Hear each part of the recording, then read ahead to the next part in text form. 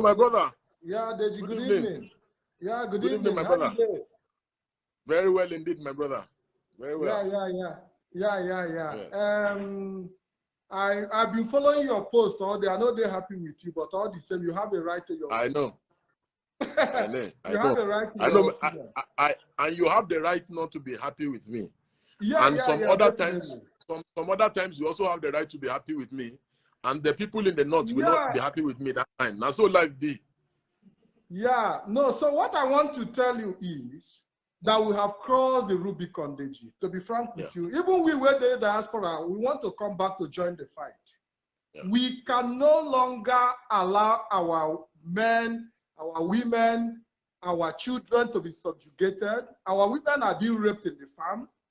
And the people doing the dirty job are carrying AK-47. There is no way we can use machete to be pursuing people with AK. So we need AK-47 to face them. We need the firepower to be able to withstand the Fulani headsmen. And that is the truth. There is no plenty words about it. Buhari and their cabal have shown no sign of, bringing peace to the entire Nigeria. Deji, the time has come for people to make a decision. Do we want Nigeria to be one or not? There is no pretending. We haven't seen any sign of Nigerians deciding to be one. Let's not deceive ourselves. Mazi Patric Nkem One, the leader of IPOB, have been saying, let everybody come together and decide, do we want to create a country for ourselves, or do we want to go our separate way? Coming together is not by force. You cannot it's not by force at all. You cannot you can't even force anybody to be in a marriage. Absolutely. You cannot live with Ojelo Mountain all the way from Mali, come into Nigeria, come into my land to intimidate me because you have AK-47. We have endured for years. We have endured for years. The Biafran people have been killed with their flags, even with empty hand, and the world is not paying attention. Look at how they killed IPOB in Onitsha. You understand, my brother? Look at now. How many times these people don't kill IPOB members? How many times we don't cry? Are we not all here? How many Facebook live I don't do? They cry on top this issue. How many letters I don't write? I think the time for crying is over. Because the language Nigeria understand is violence. No, I know that these animal government people, I know that they don't understand the language of peace. I know. However, my brother, see, I swear to God, sometimes I go wake up for night. God is my witness. And I don't be past that level to lie. Wait. See, what is my interest? I can pick up my bag today and I will be gone forever. And I will not look back. We are not ready to run away from our land. Hold on, my brother. See, my brother, what I am saying, I also want me to look that side. They say, yes, I agree that everybody don't tire. People don't tire. Generally, people don't tire. Because this rubbish don't they go on for years. And this man, they support them 100%. We don't cry. We don't shout. We don't do everything. However, my brother, I am saying that, look at, when things start to happen, now innocent people in this thing go affect pass. People will no even know. Just look at that woman, that trader will die for Olu. My brother, I watched that video more than 6 times. 6 times. How soldier they pay them? The taxpayer, how you go to shoot innocent woman? Deji, do you know that there would have been more casualties if not for the presence of the ESN? There would have been more casualties in Olu. What propelled them was the presence of the ESN. Because the Nigerian military, they are good at shooting at the innocent. But we saw them running when the ESM came. They were running into factories. They were running into hiding. You understand? But when they come to open, we've seen them carry out atrocities in the riverine areas where they go burning villages, burning communities down because they feel that the people are not armed. There is no need for anybody to be. The Nigerian army is a terrorist organization on its own. And even the leader of IPOB have already proscribed them as well as a terrorist organization. And we have to move it forward for the world to proscribe the Nigerian army because they haven't shown any sign of discipline when it comes to dealing with civilians. And the proof, what happened in Olu, is a typical example that when you hold what they hold, they run away from you. The evidence is there. When you hold what the Nigerian military has, when you have that firepower, they will run away.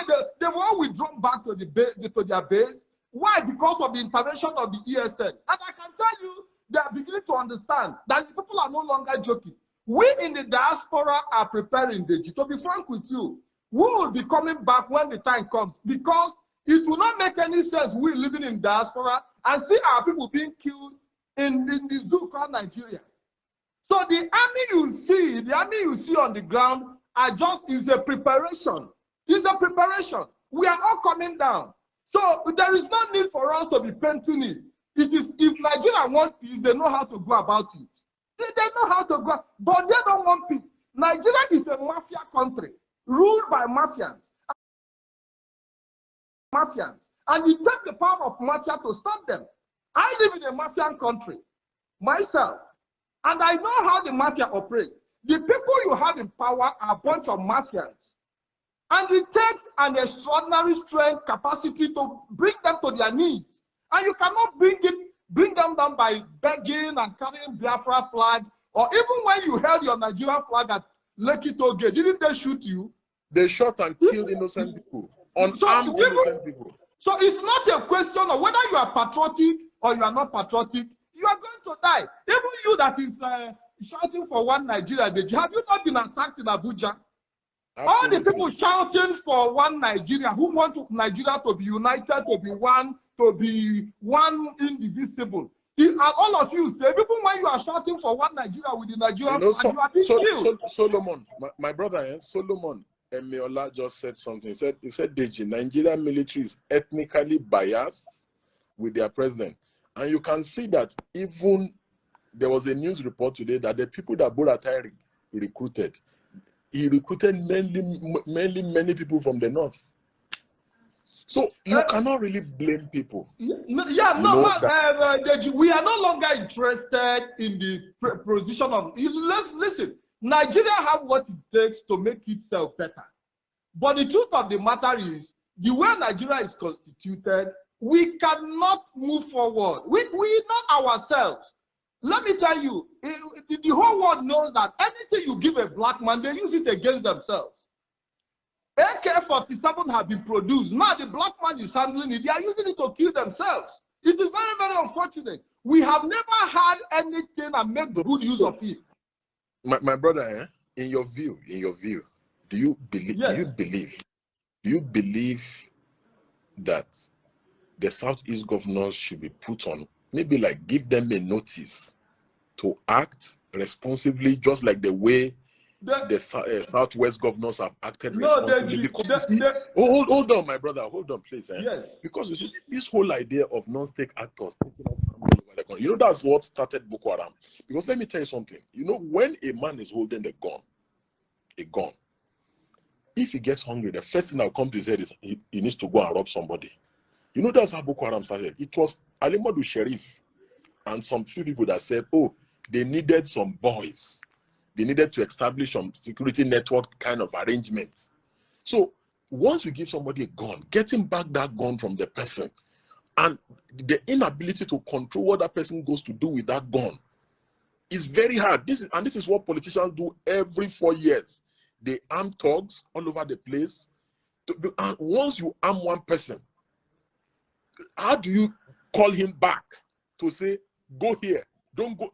So because, and if somebody does it in Enugu successfully, somebody else is going to do it in Nasarawa, in Kebbi, in Adamawa, in Kogi, in everywhere. So what I am saying, yes, I agree with you. See, there's nothing you have said that I will say, except if I don't have a conscience, that I will, you've not said anything that is wrong. You understand? You've not said one thing that is wrong. However, we must strike a balance between what we want versus what will not degenerate and what will not make people, what will not make us lose unnecessary lives. Again, because yes, we are trying to fight the headers, who are the criminal headers, who are terrorists, who are killing people, who are kidnapping people, who are raping women, you know, and destroying properties, farmlands, and all that. But in the process, let's not go and create something that may even be worse. So for me, my brother, I swear by the living God, I have never for one day said in my heart that, oh, today I'm going to hate on somebody or I'm going to attack. No. It's not even in my nature. People that know me, they know that anything I say is from the sincerity of my heart. It's because I see something wrong and I'm trying to provide a solution or offer help. There are people who are Buhari supporters. They can swear on their life that I'm the worst enemy of Nigeria. I hate Buhari. I'm a goat. That if they see me, they should kill me. There's nothing that they don't say. However, I always say one thing. In the process of us solving one problem, let us not go and create another problem that will be bigger than the problem we are trying to solve. So in my view, what do you think? How do you think we can strike that balance? Yes, you talked about Southeast governors. Southeast governors have shown no willingness to secure their territory. They haven't shown, and that is what brought about the ESN. If the Southeast governors have taken the step they are supposed to take, there wouldn't have been need for ESN. We've been shouting, put your acts together, put yourself together, give your people security, but it is the last on their own priority. They are not even interested. What they are interested in is the next election of 2023. They are even ready to give out the Eastern region to be able to become president of Nigeria. That is their ambition. And we must look, before you start criticizing the Eastern Security Network, we've seen people come out to support, even some prominent people are beginning to now come out to support the Eastern Security Network. But before you criticize the Eastern Security Network, have you taken your time to look at the circumstances that brought about the Eastern Security Network? These are the things we should be looking at, we should be talking about and be looking at. The circumstances that brought the Eastern Security Network. These are the things we should be putting into consideration. What brought the Eastern Security Network is about leadership failure. Leadership failure from the Eastern governors who have failed to put security in place.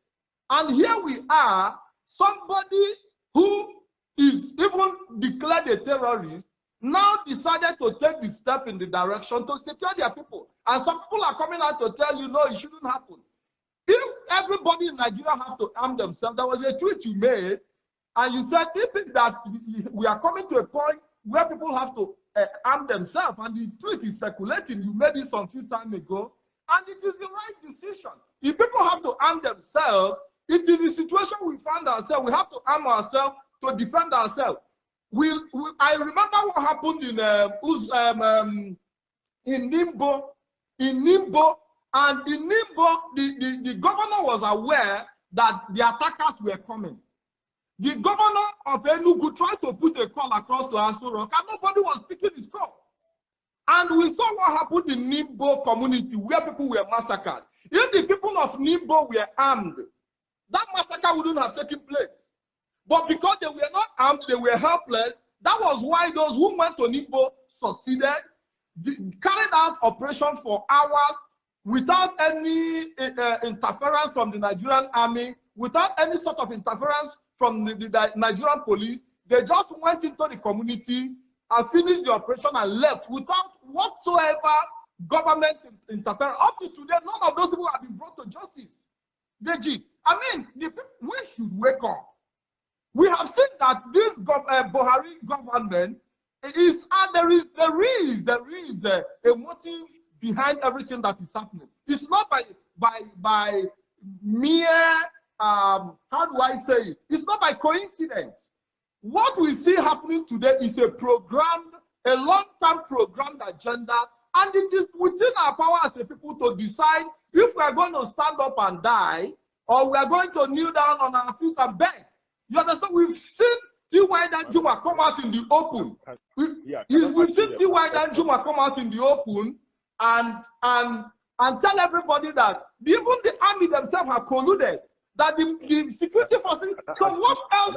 If somebody in that capacity can come out and tell the people that the security forces have colluded with the bandits and the criminals, what else do you want to hear? What else do you want to know? If the security forces that are securing you are not securing you, then you should be able to secure yourself. Yeah, can I ask you one last question, please? Yes, go ahead, Deji. Do you support those calling on other people from other parts of the country, ethnic groups, tribes, to leave their own part of the country, considering the fact that even if Nigeria and this other part of the country were two independent countries, sovereign countries, that you don't just call people from another country to evacuate and leave your country. Do you support those? Yeah, Deji, there is no way. I live in Europe. And I know the battle they fight every day on the issue of immigration. There is a database. I'm not talking about immigration now. When people begin to excommunicate other people from their part of the country, that people begin to give ultimatum, you must leave this place now. Igbos must leave the north. Okay, now I understand. Must leave Yoruba land now. Now I understand the question. The truth of the matter is that the situation we find ourselves is a situation where the leaders, because when you look at the Nigerian politicians, the Nigerian leaders, they are the most ethnic jingoists. When it comes to election, a politician will tell you not to vote for another.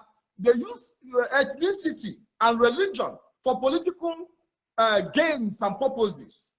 And by so doing, they have already planted it in our hearts that you can use ethnicity as an aim to achieve your personal interest. So when you see people call other people to leave their environment, when you see the Arewa youth telling the Igbos to leave the north, it is because they know that the country does not belong to all of us. In their heart of hearts, we're only pretending.